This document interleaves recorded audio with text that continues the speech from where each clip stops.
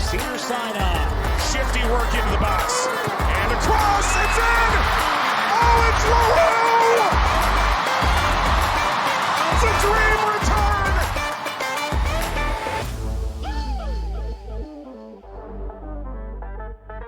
Welcome to Casual FC, an Angel City preview pod. I'm your host, Angel Morales, with my favorite co-host in the whole wide world, Mario Salazar. We also we have a special guest from the Sirens supporter group of mortal enemy, San Diego Wave. Sean, welcome to the show. I hope you don't feel like there's too much animosity. We come here in peace to get some inside details from a real life Wave fan. Thanks for having me. Yeah, I'm friends and acquaintances with people in the supporters groups and with Angel City, so we're friendly until, we got some banter going for the games that are happening, right? Like we like to say, we're friendly up until the whistle. From whistle to whistle, I don't know you. Mm-hmm. We can drink in the parking lot. Yeah. Exactly. Stay away from me during the game. All right, so this is our match preview episode of our upcoming match on Thursday, the 23rd, against the San Diego Wave. We'll be playing at home at BMO with a kickoff time of 7 p.m., obviously Pacific, because we're playing in LA.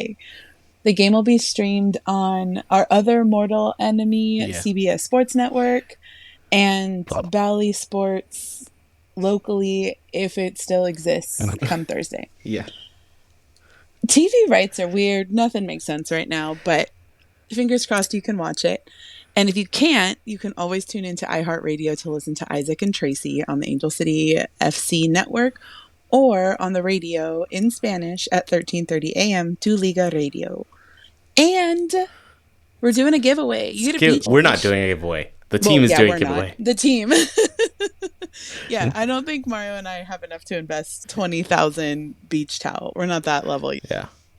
Sean, will you be coming up? You just made the trip to San Jose.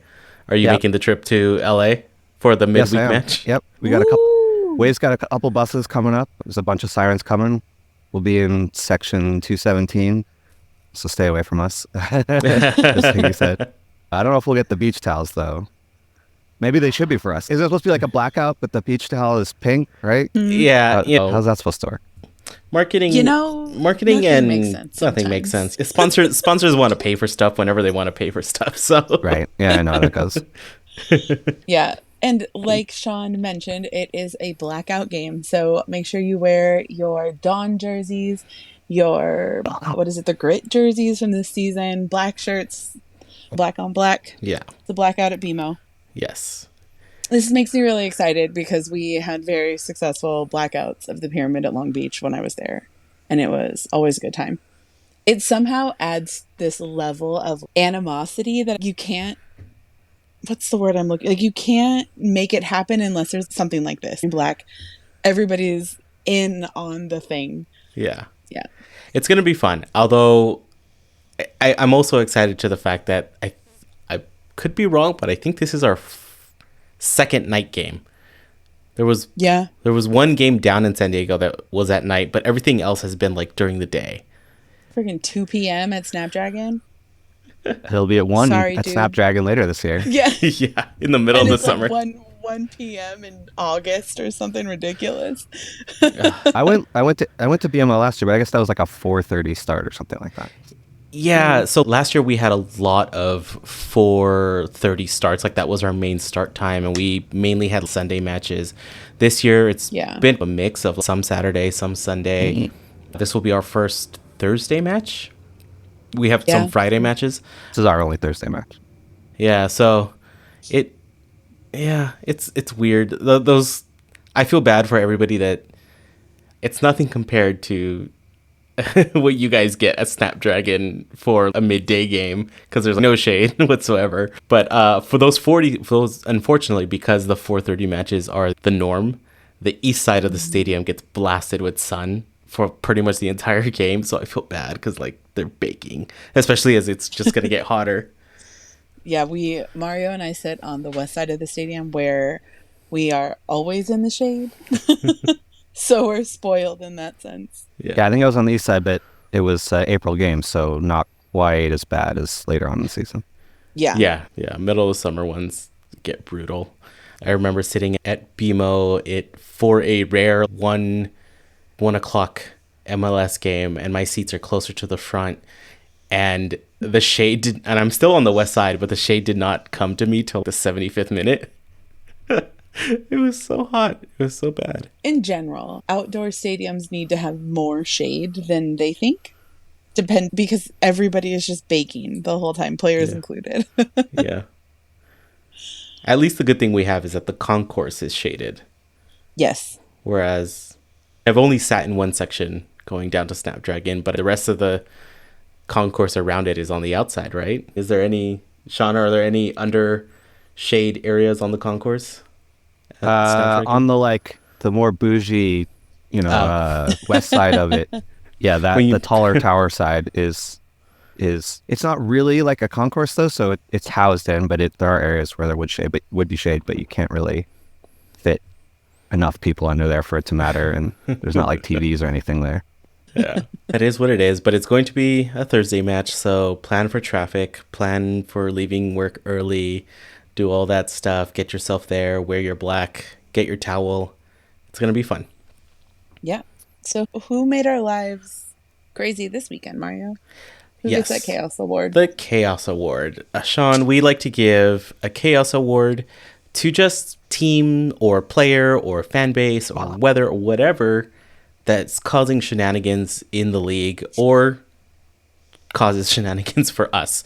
But this time, I'm not taking the Chaos Award in a negative light. I'm going more on the kind of chaotic good of it all and go with record setting. This weekend had just records being set and broken and tied and just everything all around. Orlando ties the record for most consecutive wins at 7. So if they win next, they hold the record. Lynn Williams has broken. Sorry, I'm a big Lynn Williams fan. She has broken the all-time leading score record for the NWSL.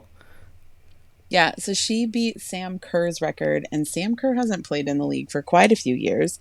She currently is out she's one of the victims of the ACL this season, but she normally plays for Chelsea. She is engaged to Chrissy Mewis. I'm giving just a little bit of background of Sam Kerr. She is a prolific goal scorer. She's known for backflips. She's just freaking cool. But yeah, she's held that record for, I want to say, closer to a decade than not, because she was playing in the league when it first came up. And I need to check to see what year she came over, or she went over to the UK, Chelsea, but I want to say it's like 2018, 2019. So it's been a hot minute. And Lynn very sneakily did that, I want to say, because people do not respect Lynn Williams the way she needs to be outwardly respected. And both on the national team level and in the NWSL. So, Team Lynn Williams. We also had Sam Staub being the first player in NWSL history to start 100 consecutive matches. Those are some strong-ass knees. Yeah, and she's played on different teams. She recently was traded, so to go from a starting spot on one team for a few seasons to then get traded and just pick up where you left off is insanely difficult, because you have to transition your game, transition sometimes positions, offensive schemes, all kinds of things. But good for her. And then we have 2 records that were set by Angel City. The first one being the Thompson sisters. The first time in NWSL history that 2 sisters start for the same club. They both finally got their start. I want to say it was mainly influenced by us by releasing our Thompson Time t-shirt. Check out shop.casualfc.com, quick plug, to check out our Power Rangers inspired Thompson Time t-shirt that came out this week, and they got the start this week. So great job on us. And then unfortunately, the other record that was set was the fastest 6 goals were scored. 6 goals in 36 minutes in our match that we ended up losing 4-2. So we'll talk about that in a little bit. But yeah, there's some things that happened. There's some things. Yeah, and so quick roundabout for the other scores in the league this weekend. Portland beat the Dash 2-0. The North Carolina Courage beat out Utah 1-0. Bay FC beat out the Wave 2-1. We have Sean here, who was actually at the game. Tell us about the game real quick. I watch a lot of baseball, and I watch the Padres as well, and sometimes the bullpen blows the game, and this felt like one where the bullpen blew the game. It just, Wave had that lead, and it was an injury that gave up 1 goal, and it was a defensive mistake that gave up the other, and it just didn't feel like a game they should have lost, but it got out of hand. Yeah, there's been plenty of those for us this season that we As a Dodger fan, I can't relate. As an Angel City fan, I can. There's going to be multiple San Diego, LA rivalry references. But how was playing at the stadium with Bay FC and the Bridge Brigade supporters and just like the vibe in general? The vibes are pretty good. They invited us to the tailgate beforehand, so we were there. We've got like a Flip Cup challenge. They've already come to Snapdragon, and we've gone up there, so they beat us twice in Flip Cup as well, which is embarrassing. But I didn't play, but that seems to be a big thing that the Bridge Brigade likes to do. I haven't played Flip Cup in a very long time. Me neither. I think that's true of a lot of the Sirens that were playing in it, and they had some ringers on the Bridge side, but that's okay. Their expansion team, they can have it for now. We were there at one point. We get to go up to Bay later on this season, just trying to get the lay of the land before we head up there. Yeah, it was nice. If you are able to do a tailgate with them, and then they want you in, they want the supporters in an hour before, you could do a little march. It's pretty close. You're not gonna have to go too far to get over there. And they let us bring in a drum. Angel City's being nicer. We were supposed to have 5 drums for the game on Thursday and flags, but they weren't allowing flags. So maybe they have some growing pains, or maybe we just need a bigger group going up there for them to give us a little more. But yeah, good for an expansion team starting off, and they beat us. So that part of the vibes wasn't so good. For an expansion team, I would love to know the strategy they had for drafting, transfers, internationals. That team is stacked for just fresh out of the gate, brand new team. It feels like their attack is 2 players. And definitely they're fast. It's not like they're super fast, like they're just worrying by, but you can see like them picking up a step where you're like, your defender looks like they're going to get the ball and they're being closed down on. That definitely was a part of the second goal that Wave gave up. And I think they've got experience on their back line along with a talented rookie. And then they're missing I think her name is Alex Laura, the center defensive mid. Oh, they're Luera, sick. yeah. Luera. I think that's messing with what they want to do. But Pickett did an okay job filling in there. So they definitely built out a system of sort of starters. I don't know how deep they are, but they haven't been tested there the way that some of the other teams have. Yeah. They've been lucky injury-wise. Somebody might have a knock for a game or 2, but that's about it, aside from Alex Loera falling to the curse. Well, too. Right. Yeah. Yeah, their keepers are struggling. Yeah, but it feels like they're doing okay for an expansion. They are, we can say it gladly here, they're below both of us. No, wait. Yes, they are. They're below both of us. At least we're both San Diego and Angel City are ahead of them. But it feels like they're very much the expansion team, but like either watch out the rest of this second half of the season or watch out next year, and they're going to be like a tear. Getting that experience for some of their like younger players or some of their newer to the league players, things like that, and they're just going to dominate. So that could be a tricky one coming up. Yeah, definitely keep your eye out for whatever the heck Bay FC has up their sleeve. Yeah. All right, so just to finish off the scores, we have the Current and Racing tied at 3. Gotham beat Chicago 2-1. Seattle lost to the Pride 3-2, which brings us to our game, which happened. Yeah, that happened. Sean, I don't know if you saw it, but we will take you through what happened. I saw some highlights. I definitely noticed something that we've been struggling with too, is that clearing the ball sometimes can be an adventure. So Yeah, clearing the ball is difficult in general. It's more difficult than it has been in the last 2 seasons for us, for sure. So over the weekend, we played the Spirit. We lost 4-2. It was insane and some of the best and worst and weirdest soccer I've seen in a very long time.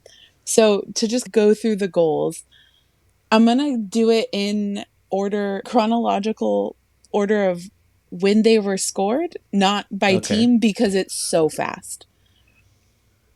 So the Spirit kicked off the scoring avalanche with Trinity Rodman finding the back of the net in the 9th minute. Then 10 minutes later, Clarice had a shot towards the box. She's in the box. She's going to get like just set up Sid or something like that. Ends up being an own goal off the Spirit's Boutel at the 20th minute. We equalized faster than I think we've ever equalized. Or there was one game I think we equalized faster. And then we're like, okay, cool, take a deep breath. Awesome, great. Sid scores in the 23rd minute. I blinked and missed it. Or I went to get a cup of water or something at Eva's. And then 7 minutes later, Trinity finds the back of the net again in the 30th minute.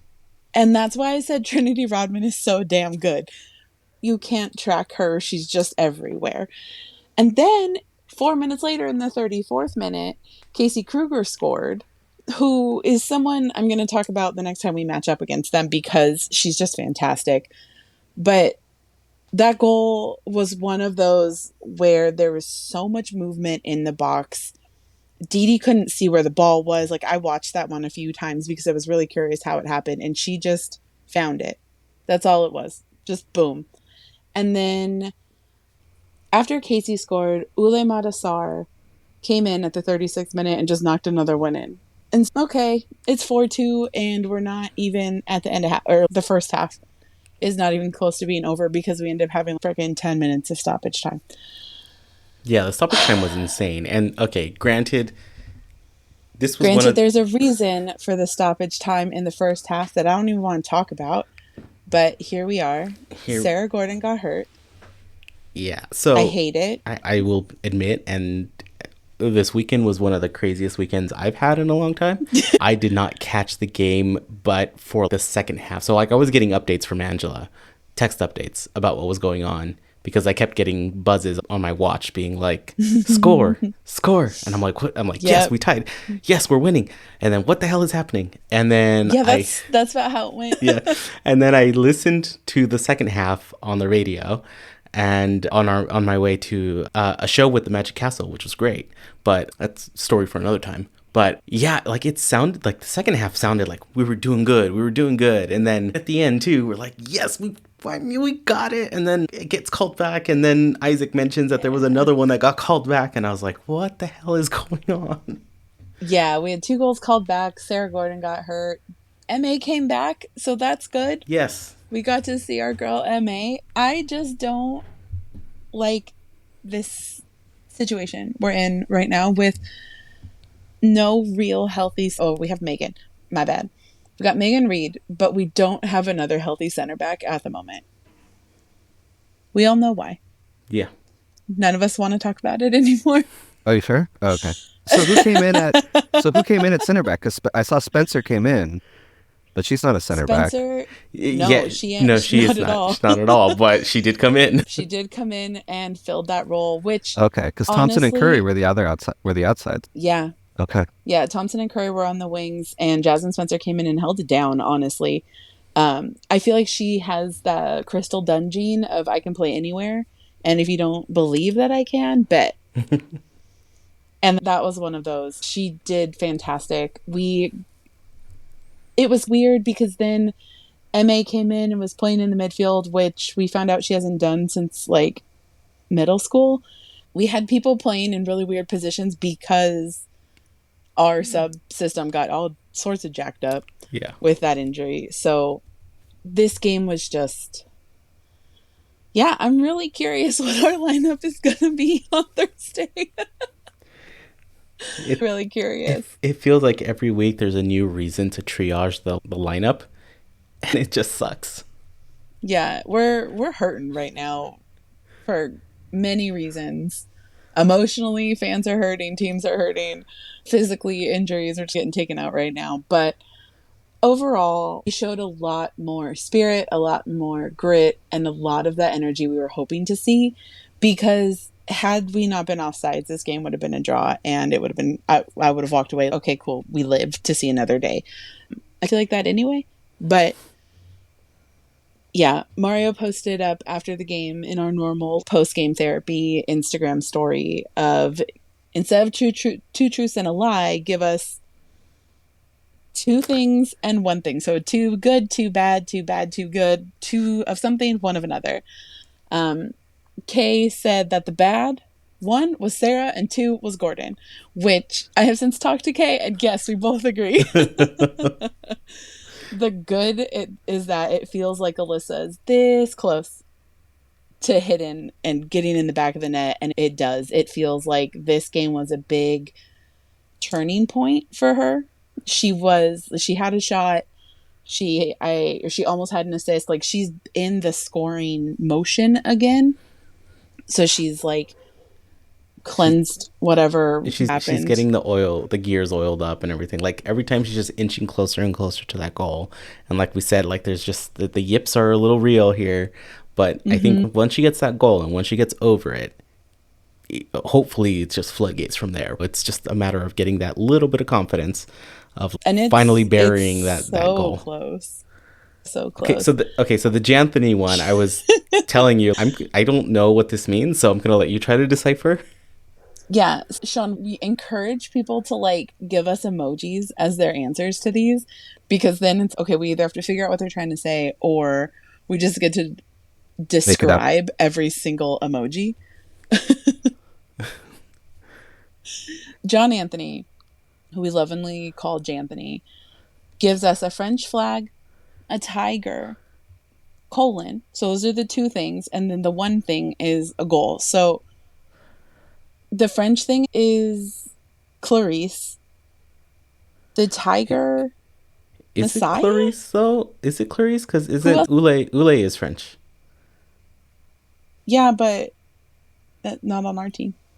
That could be the negative. Oh, that's true. It could be Ule and Casey Kruger or Trinity Rodman. I don't know. Who's the tiger? Boutel is also French.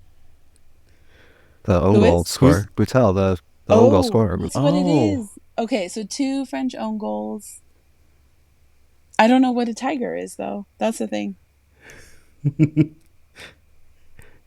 Anthony, you have stumped us. Yeah. Please send us a DM with what this meant. Okay. So this is like the first PS from the pod where we stopped recording and decided we needed to add something in post haste. In the same episode. So in the same episode, when we were talking about everybody's Instagram responses, I messaged Janthony about what his response was because I was perplexed. None of us could figure it out. And he came through. So it was Frenchie, tiger, and goals.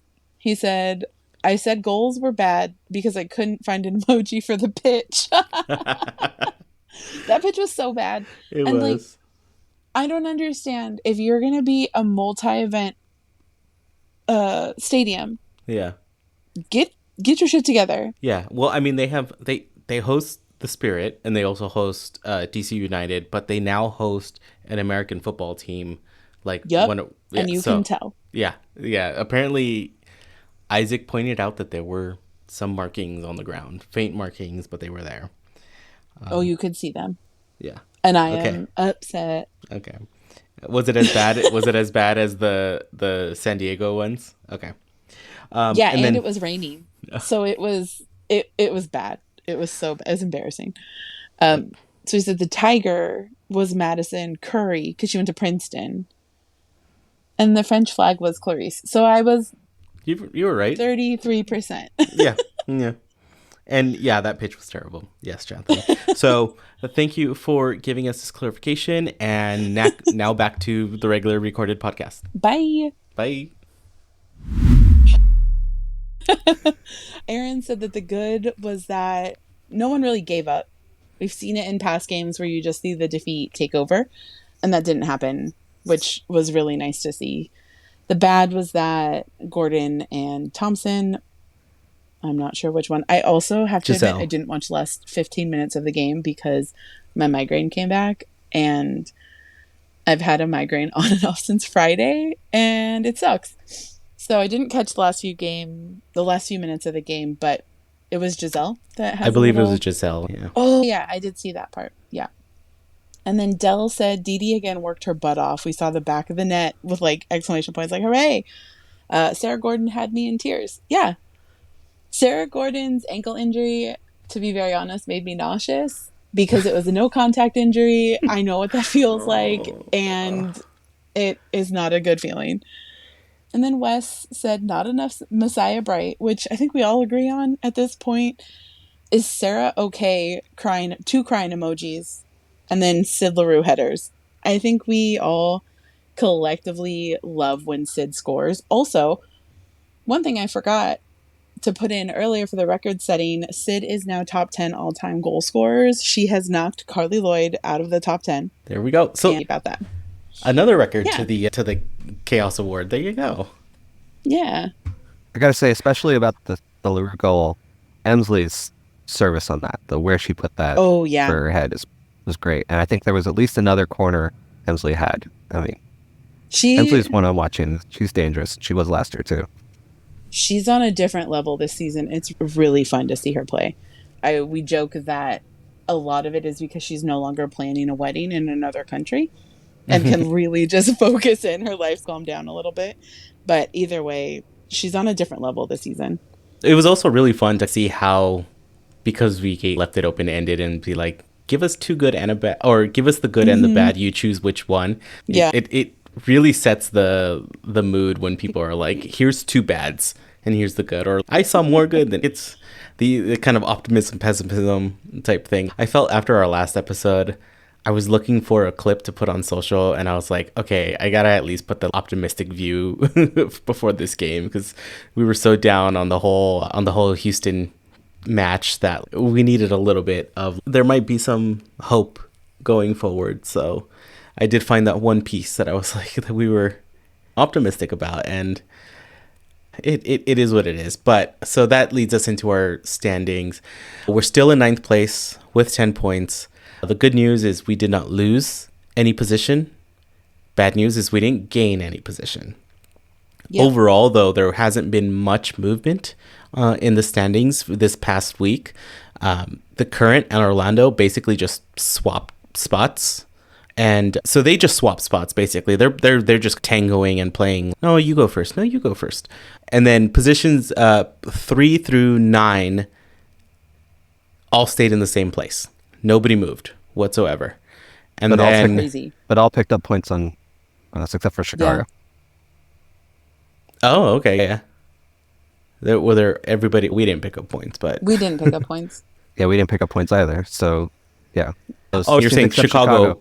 1 through 7 all got farther away from both of our teams, except for Chicago. And by 3 points, too, because there weren't any draws, right? Oh, jeez.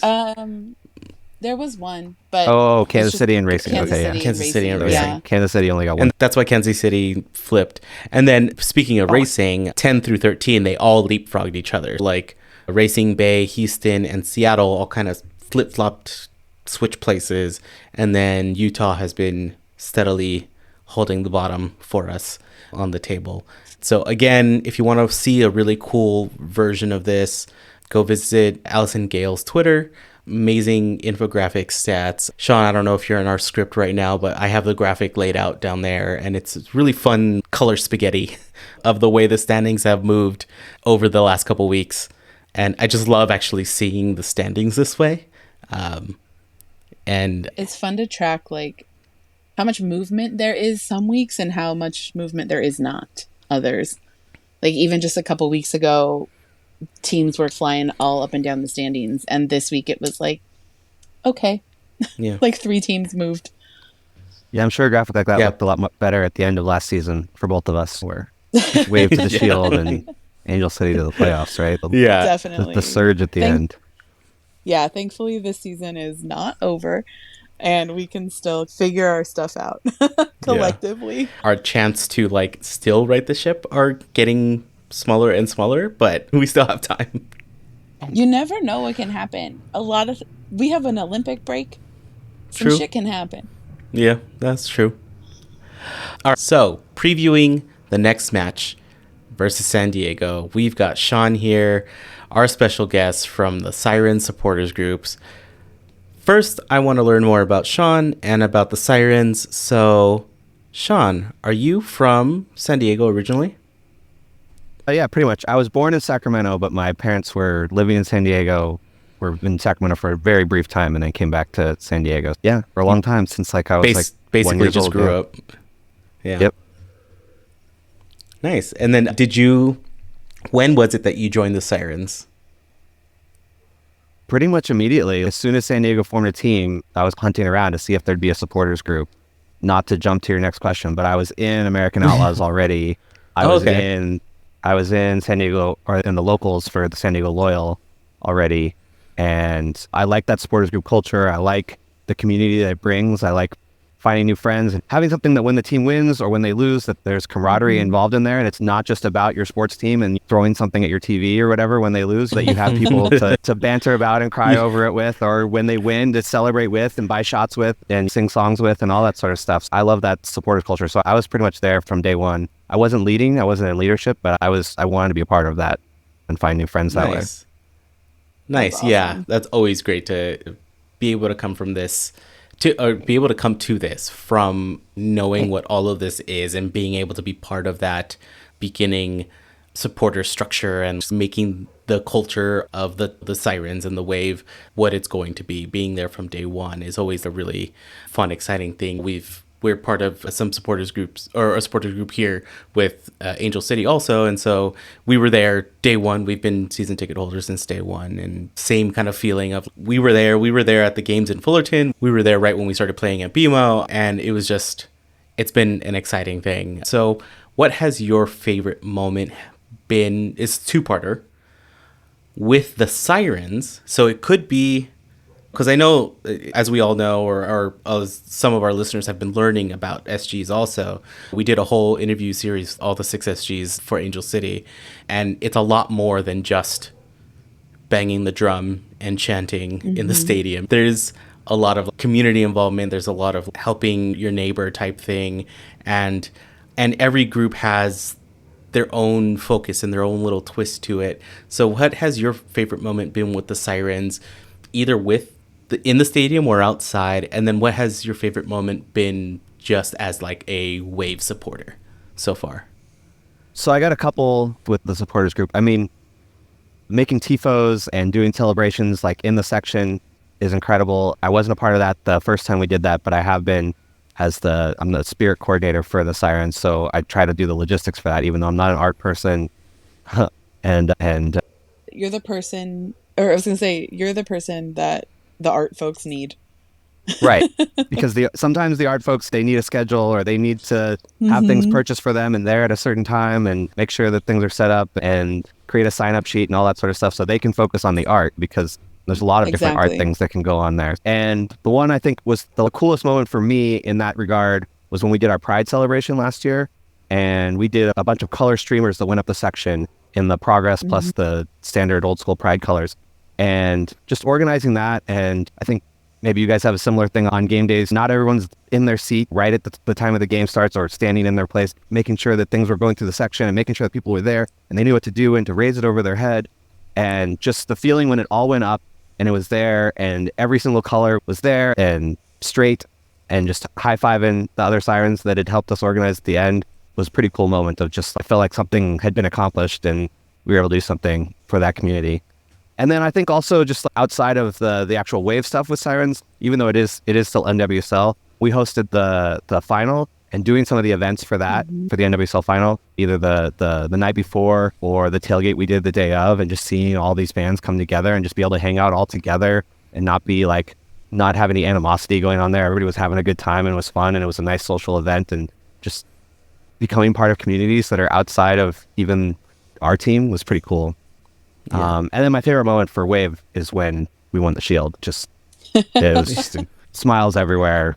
People were super excited. Just going into the playoff, about to host the semifinal. That didn't go so well, but at least that was on the horizon. It felt like the wind was at our sails, and it was a pretty cool moment. Nice. Yeah. Doesn't win a lot of trophies. That's pretty cool. Yeah, having that first piece of silverware in the trophy cabinet it's a big feat, and congratulations to the team, and we'll get there one day. Yeah, but I'm excited to hear about what you guys have done, and like I said, it's always being a part of SGs and things like that, and knowing the work that kind of goes into it. I will say one of my favorite things about just visually as the spectator is the bubbles. I just love the fact that there's like bubbles in the on your supporters section. It just makes me happy. Oh, Gritty, yeah. Yeah, I'm a big Gritty fan. Have you met him? No, I haven't been down to Snappy yet. He did come up last year. I was on the bus next to him. I'll have to check if he's coming on Thursday. Maybe not. He does have 2 small kids, so. But yeah, I love the bubbles too. I've always been encouraging the bubbles, even before I was on leadership. I want everything bubbles. And that was also to welcome Bay into the league when they came and we beat them at home. We did the bubble bash to extra bubbles and make it feel like it was something a little bit special, and just help get enthusiasm for the season, because that was our 3rd game of the season. That's awesome. I love the bubbles. Nice. Welcome to the beautiful BMO later on Thursday. And you guys will be making the trip up on a couple buses. And hopefully everything turns out. The drive goes well, not a lot of traffic. We get to party together, have fun together. Like I said, whistle to whistle. You guys go to your corner. We'll stay in ours.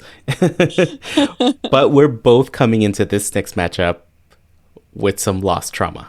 We're both coming into this thing with losses. So nobody's riding a high right now. Yeah, it's going to be a super interesting game, partially because it's San Diego versus Angel City, and it always is an interesting game. It's one of those where no matter how good or how bad either team is, everybody plays up. We always want to win. You guys always want to win. So it's always fun because everyone shows out for the Wave and for Angel City matches. It's just so good. Because the table is so close right now, this is going to be what is called a 6-point match. So as it stands right now, the Wave are at 11 points in 8th place. We have 10 points in 9th place. So because we're so close, a win for us and a loss from them does more damage than it normally would. Yeah. And I'm not going to give the alternative because it's our podcast. Because it's my podcast. Yes. Yeah. And like we mentioned earlier, we need answers about what happened to Sarah. As the game was ending, Isaac started talking about what the conditions were on the pitch and how awful they were, and it was causing some issues on both sides. But hopefully, Sarah, we're sending our love and support, and hopefully it was more of a in the moment type thing, and it's like something you can walk off. Hopefully that's where it is. Please. Mario's just trying to stay hopeful, and I'm sitting here just shaking my head like, no, I know I've done that. And it's not, I'm just like, I need someone to have intel and let me know what grade this is, where we're at, what the treatment plan is. Ankle injury Angela is tapping in to this conversation big time, because I really want to know prognosis and what's going on, but obviously we don't get that information. The pitch was so bad. It's also hard for a center back, because they're going to have to come back for 90 minutes. Like, you're not going to be... Yeah. We'll get into some of the Wave players, but you can play the 45 and 45, but it causes a big problem. And then if you have to come off early, it's even a bigger problem. It's not just a matter of getting back and being like, and trying to push yourself. You really need that 90 minutes. Yeah, the back line is so important. There is truth to the saying, strikers or forwards score goals, but defenders win games. You need a solid back line, and that's something that is slipping away from us. Little by little, game by game, decision by freaking decision. We have prided ourselves in having is slowly but surely finding its way through the cracks. But we are going to stay optimistic, regardless of how bonkers everything feels right now. And just really be hopeful that even though we're in a precarious situation right now, that one, whatever the FO is working towards is going to be worth it. And two, that Sarah comes back quickly and is able to heal. I don't know. Give her whatever they give Patrick Mahomes. Call the Kansas City Chiefs. Please. All right. Well, we have, as we do for our match previews, Sean, we like to highlight for everyone the players that we think would be just good to watch. Usually we do our homework and kind of, look at the roster, and Angela, being the wealth of sports knowledge that she is, sets all of these up for us and we get to learn. But we've got you here with our insider knowledge, our knowledge from behind the supporters groups. So give us your players to watch, or the players that you are always keeping an eye out on. And I already see your first bullet point, so I'm like, I know. It's there just for you guys. The first one's Savanna McCaskill. I mean, coming back to play against Angel City, that's got to mean something to her. It means something to the fans. I don't know. It's going to be an interesting spectacle to see what's going on there. She's also been someone that maybe a little surprising to us is just almost nailed on into the team, because it seemed like there was a lot of competition for the spots that she would play and whether she'd fit the style. And so far, I don't know, there's some mixed things. She's the most impressive, unimpressive player, the most unimpressive, impressive player that you can see. She's a lot of hustle. She's a lot of hustle, but sometimes you wonder if she's in the right spot after she's been hustling. And yeah, it's disruptive to the opponent and maybe disruptive to the offense as well. What that chaos could bring playing against her former team, who I guess she still has some love for. It's not like it was left on bad terms. That's just interesting to see where that's going. Yeah, we'll see, because of the fact that our current track record against former ACFC players has not been so hot. We're split because we beat Utah. Okay. We got beat up by Utah. But we had our hearts broken by Paige, which we deserved. It wasn't even by Houston. Oh no, but we also lost against Bay. And Scarlet. So track record. Yeah, we'll see what happens. She just scored on us. What happens. I feel like Scarlett Cambrios is like really finding her groove up there, which I'm so happy for her. She had so much outside of soccer happening while she was with us at Angel City, and like getting established and moving and feeling safe and all the things that were going on. I'm glad she's finding her groove up there, even though it's detrimental to the collective California situation. Yeah. Like, they have a huge tailgate presence both when Angel City was here and when Bay was here. Cool. Yeah, so it's cool to see all their family. It wasn't as cool to see the goal, especially because that was an injury. That was an injury on way that Kristen Westphal got hurt on that play and just couldn't cover that side of the field, and so she was wide open for the shot. Camberos was wide open for the shot. Yeah. So that's that was always the worst. So when you're like, cool.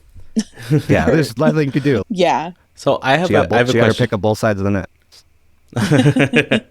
So Sean, I have a question for you as a Wave fan. When the McCaskill trade was announced, there was a TikTok that came out, and it was the joy for the Angel City fan base, where we were laughing because she was running on the beach and it was like, oh, I'm running to San Diego or whatever it was. And then everybody had fun pointing out the fact that she's running the wrong way. She was running towards LA. She was running north on the beach. Was that? And of course, everybody has their fan base. So of course, it was a big thing for us. Was it talked about at all from the San Diego sure it was side? A little. There was a lot of chatter just about trying to figure out that move. And was this the big move that Wade was promising. We went to an event and we're in the off season. It seemed like it was promised that there'd be big moves. And I think maybe Maria Sanchez was the planned big move that they wanted to do and couldn't get through. And Houston blocked that. But so at the time, it just seemed, okay, is McCaskill the big move? Because I don't know. She scored a lot of goals and assists for Angel City, but it wasn't necessarily something we needed, what we were looking forward to add. So there were a lot of different feelings just about her as a player, and the sort of their attempt at a little ad campaign thing to show it off that was like, I don't know. But there's been some moves since then so that it cleared out some space for her to play, but it's to earn something special if something happens on Thursday, because that'll be fun, especially the way things have been going with Nielsen scoring against Angel City, or even like against us. It was called back, but like Taylor Flint, formerly Korniak, right, scored against us that was called back and was really celebrating hard. What's that about? There's some animosity going on in NWSL right now of players that have left teams. So trade, free agency, I don't remember if it was free agency or a trade, but like when that happened, I was just like, what? It was so confusing because she got married in the off season, but her husband plays in Canada outside of Toronto on the Tiger Cats. He's a football player, American football player in Canada. So I didn't understand location wise. If that was, I don't think it's location. I think she wanted to start. I think she could have potentially started at Wave, but she would have to earn it. It would have to be more of a competition. There was a little more risk there. I think this is something that comes with expansion, right? With more teams, there's more starting spots. So it might be harder, especially with a salary cap, to keep a deeper roster because players know they can go somewhere and asked to go somewhere and go play there. And Wave's really accommodating of the players that want to stay here. We want to keep them here. And the players that say they want to play elsewhere or have a reason to play elsewhere, they're going to try to find some way to do that. And I think not only I think she want to start, I think maybe she thinks her way back to the national team is to play the 6, to play that center defensive mid. And that's what she's been playing for Louisville. And I don't think that's what Wade would want to play her. I think she was good as like a center attacking mid or sometimes the 8. And sometimes in the game, at the end of the game, float forward and almost become a 9 and let Morgan or somebody like that float back or float to the side so that she can be that target in the middle. Another option. Whereas now it's more, she uses her height to win those aerial duels when on goal kicks and other long kicks from the long crosses from the defensive line, which she was very effective doing that against Wave. I would say like Sheridan's and Girma and Dahlkemper are all very good at kicking those long balls and finding people. But when Flint's head's in the way, it was difficult. Definitely. And speaking of, Naomi Girma is next on your list of players. And during the World Cup, I was hyping her up. During every time we've talked about the Wave, I'm like, don't forget, Naomi Girma exists. That's it. She's just so freaking good. So solid. So to bring it back to what I was saying earlier about two things I brought up earlier. So one, the clearances, if we have back there, and especially Girma playing with Dahlkemper, then you're getting better clearances. You're not having as much loose traffic in there. We like to say in the sports, Girma says no because Girma will say no, and the ball is no longer in the attacking third for the opposing team. Having her being able to play a 90 would be really important. I don't know if that's possible. She just played 45, and then Dahlkemper played the second 45. And like I said, the second half is when some balls went in that seemed like a better defense could have taken care of. I'm hopeful she's going to play 90. I think it's one to watch. She's always a player to watch, like you said. Could be one of the best center backs in the world.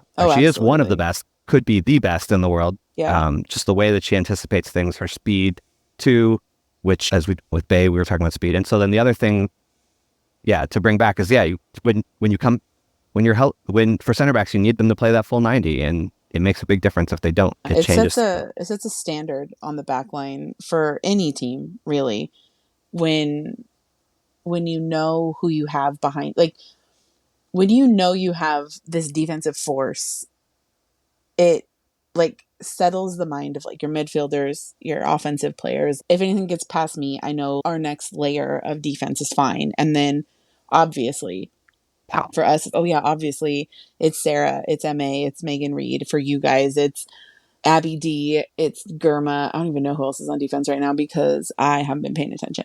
The outside backs have been shifting around. That's what I thought. You guys have had and then Girma was hurt at the beginning of the season after the CONCACAF games. So there's been transitions and changes, but still your backline is so solid. Yeah, and it's not just defense, too. Girma turns defense to offense a lot of the times, too. Absolutely. No, I said the long balls earlier, but she's also good at distribution. Her passes to find a fullback that's moving forward, or find the 8, or find, put it in a spot where the 6 can turn around and make the pass forward. She's much better at that than any of the replacements. Kennedy Wesley, who's filled in at times, she definitely has the instincts to play. She has the athleticism to play. She has the tenacity to play, but she's not the passer that Girma is, and she's not the anticipator that Girma is. And so you lose all this little extra stuff that can help the team be more than pray for a clean sheet and pray for a last-minute goal. So definitely. And so much of that, for Girma especially, so much of it is experience, but it's even more of it is this intangible soccer IQ that she just has mountains of over everyone else in the league right now. And it's still growing. She's learning from Stoney all the time. I think that's why she'd stay with Wave. She's not going to become a free agent anytime in the next few years. No, I don't think so. We just played San Jose. A lot of the fear was she would go to a team like that where that's her hometown. But I think she likes the coach that's here. She's learning all the time from that system. Yeah, learning from amazing defenders as well. Just the fact that Abby Dahlkemper is back on the pitch is a miracle. But then to allow players like Girma to learn from her, learn from that World Cup experience and that international experience, it's so cool. It's so cool. Because Dahlkemper has a freaking boot on her.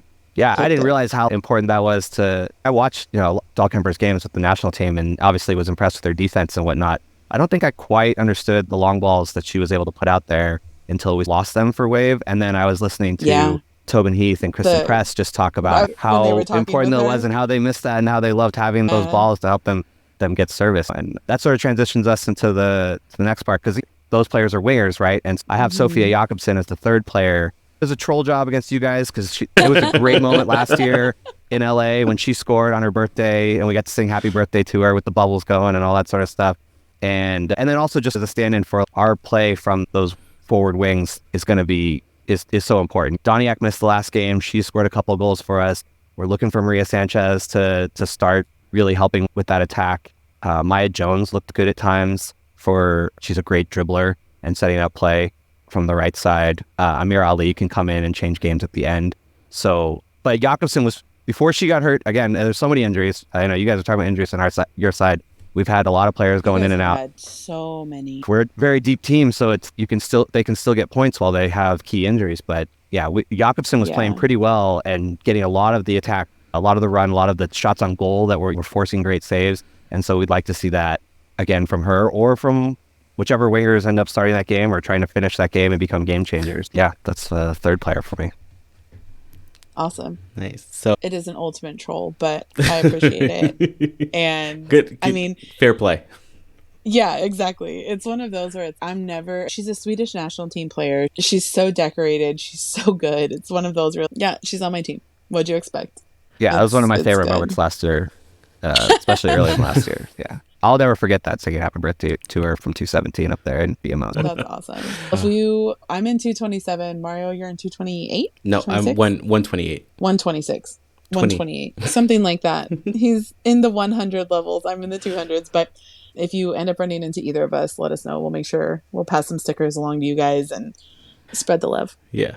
When it comes to just supporting each other. And I talk about this a lot across sport in general, but there's such a camaraderie within fan bases of women's sports, soccer, basketball, hockey, like whatever sport. There's such camaraderie between fan bases because that's all we had for so long. We didn't have like casual fans that would check out games here and there. We didn't have easy access to watching games. So it's, if you knew somebody who had season tickets to another team or had a cable package, you shared information, that kind of thing. And it's so cool that now we're able to do this with other supporter groups to then connect us even further. And it makes me and my little female athlete heart real happy. I'm not going to cry, Mario. Okay. We still got a little bit more of the episode left, so let's see. I know. I'll keep it together. All right, and for for crying, Sean. About sports. I'll work on that next time. You bring me on. And for everybody who is new to keeping an eye on these wave players. We have Jakobsson at forward number 10. We have Girma being a defender number 4. And of course, you might be familiar with McCaskill, midfielder number 21 on the wave. So let's turn the tables and let's talk about our ACFC players to watch. And yeah, in honor of this record-setting weekend, let's talk about the sisters. Yeah, so I'm trying to stay positive and look for the good things, even though I'm stressed about this team. But I wanted to talk about Alyssa and Gisele because they accomplished something that is incredibly difficult to do in sports in general. Is one, to have your sibling play at the same level as you. 2, to play on the same team. We never got a MUS crossover. They never played on the same team in the NWSL. So we got it. We hold that crown now at Angel City with Alyssa and Gisele. And it's so cool having met their dad, having gotten more access to knowing like where they're from, what they do. They went to the same high school as our captain, Allie Riley. They are LA born and bred in the Valley, which if you're from LA, you know it's like a different land up there. If you live south of one freeway, you don't go north of another. It's a whole thing. But Alyssa came in as the number 1 draft pick last season. She's number 21, a forward. She's just fantastic. She was the Gatorade Player of the Year in 2021. She was the only player in the MLS Development League playing against male players around the country. A lot of that happened pre-COVID when everything shut down. That's when everything shifted a little bit and they just stayed local. She will run through a defense seemingly with no fear. We've seen a little bit of trepidation after the games with the national team and the World Cup and some of the stuff that happened last season with Angel City, but she's starting to get that confidence back and she's starting to make like better, faster decisions. She's not as apprehensive when she's on the ball. So it was so good. And I'm so glad we're seeing her back to herself again. We're seeing this craftiness when she gets the ball. She's not afraid to put herself and her body in the position to have a penalty called. Just so many things that she does that I don't think people really understand are really difficult. Dribbling and running is also hard. I cannot do it, so I didn't play soccer. But you have at least 2 defenders on you at all time, and you're doing this, and you're trying to get the ball to someone else, all these things. She had 3 consecutive assists prior to the last game, which was absolutely fantastic. She's the youngest player to do that. And it's so cool to watch her grow and to watch her develop with this team. And insane is that her sister, Gisele, plays a completely different position, which I think is fantastic for their relationship. But she started training with Angel City early last year. So after Alyssa had already been with the team for a few months, she started training with the team, which is why she didn't have to go through the draft and all the things, because we had been basically scouting her before she became a legal adult. So the rules were different. Yeah, we thanks, snuck, Olivia Moultrie. we snuck in there to sign her. Yes, thanks, Olivia. But because we signed Gisele before she turned 18, there were different contract rules and drafting rules and things like that. She played alongside her sister the majority of their careers in high school and club and all of that kind of stuff. She's just different. She comes onto the pitch and the energy she brings the rest of the team up with her. So when she started this last week, I think there was a different level of confidence that was reinstilled in the team. Because they've gone through it the last 3 weeks. Yeah. So I think having another jolt helps them One, because she's barely 18, and we joke that she's got fresh knees, she's got fresh legs, and her cartilage still works. Yeah, she's able to do a lot more and with a lot more speed and a lot more 18-year-old energy that comes with that. And it's so cool to see. She's played on the wing. She's played in the midfield when we tried to her down on defense for a couple games. She's going to be a very versatile player for us, and then whichever team she ends up on around the league in years to come. I hope she stays with Angel City, but given the chance at some point, I'm sure she'll move around. But she is on the U20 national team and working her way up through the system there. So I wouldn't be surprised if we get another sister crossover at the national level in a couple years. Dude, to have Thompson connection on the national team, that'd be awesome. I want the Thompson to Thompson connection at Angel City. I want it at the national level. It's just, they're so fun to watch. And part of it is because they're so young. So there's not that same fear. Players don't have the scouting reports on them as well. Sarah Gordon has played against Paige for years. They played together for a couple, and now they're playing against each other again. So that matchup is different because they have that experience, and because they play similar positions, they know each other's tendencies and all of that. But at the same time, Sarah's played against Alex Morgan. Sarah's played against all of the better strikers in the league. So it's so different when you come in as this fresh body. Yeah, you can be scouted, but it's a little bit different when you don't have 7 years of experience in the league to watch. But with that said, go buy a Thompson Time shirt. Thanks to Ethan, who got one last weekend, and I was at Home Depot and made my day. Yeah, that was awesome getting that email that said, hey, you made a sale. We're like, yes. Yeah. And then also something interesting that Tracy mentioned on the broadcast was that Saturday was Gisele's prom night. And last year, and of course she missed it, right? Because she was starting. Mm-hmm. Last year was Alyssa's prom night for the home match against the Spirit. So just overall, Spirit just ruins everything. The Spirit just, they're big party poopers. Yeah, that sucks. And then we have our little history between the teams. And because the NWSL tried to do this forced challenge cup, injury cup that they wanted to do for, granted, it did what it needed to do when it started, but they kept it going for a little too long and didn't really quite make sense. But we have a lot of matches against the Wave. We have 3 wins, 2 draws, and 3 losses against the Wave. So we're pretty much dead even. Yeah. History-wise. So I think if you take out the Challenge Cup too, it's dead even. It's two wins and 2 losses each. Yeah. Anything can happen. It's going to be an exciting game. You know, it's just going to be real fun. So again, just a reminder of where to watch and listen. Match is going to be this Thursday at 7 p.m. at BMO. So leave work early. Make sure you get there with enough time. You're driving through traffic near USC, the school's done now, but near downtown, all of that stuff. It's crowded. It's going to be hard.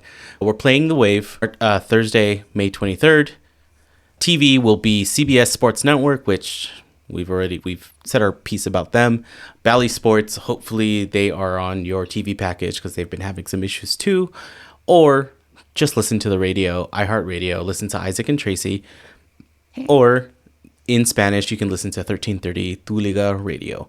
And remember, there is a beach towel giveaway, a bright-ass pink beach towel on our blackout match. I will say, because I know people are going to be in them around. So I was asking my wife, I was like, do you think it's like beach towel or is it like mini beach towel? Is it like doll-sized beach towel?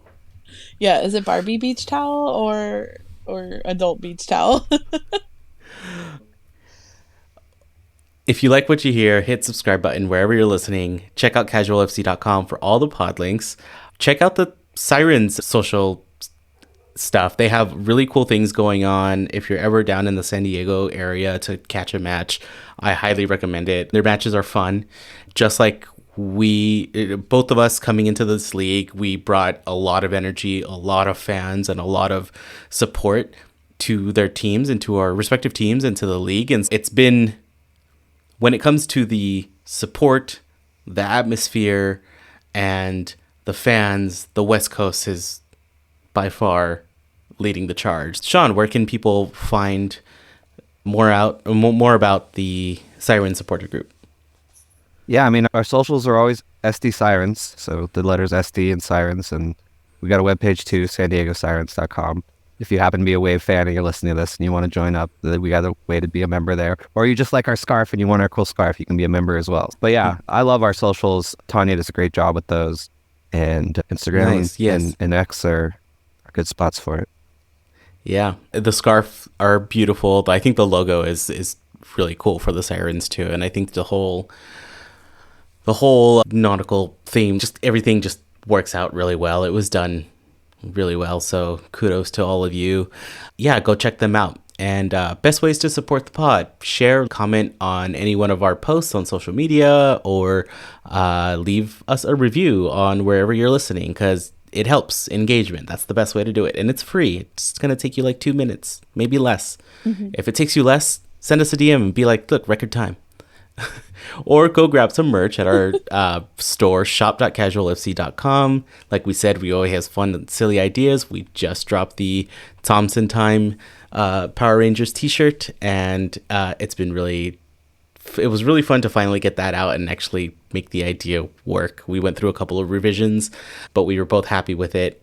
And if you feel so inclined, the other way to support us is by buying us a coffee. Check out our link on our socials or go to buymeacoffee.com/casualfcpod and follow us on all our socials, casualfcpod on Instagram, Twitter, Threads, TikTok.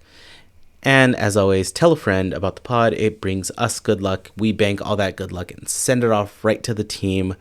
Sometimes good luck is going to give us that little extra boost. Sometimes good luck doesn't always do that. It never hurts to send We're going to send it to Sarah Gordon's ankle. Yes. I've made that executive decision that any good luck, everything that is sent that is good towards this team to us is going to be like funneled and like cortisone shot into Sarah's ankle for a speedy recovery. And with that, everyone, we'll see you at BMO. Remember, blackout. Bye. Awesome. Bye, guys. Bye. Thanks for coming, Sean. Thank you.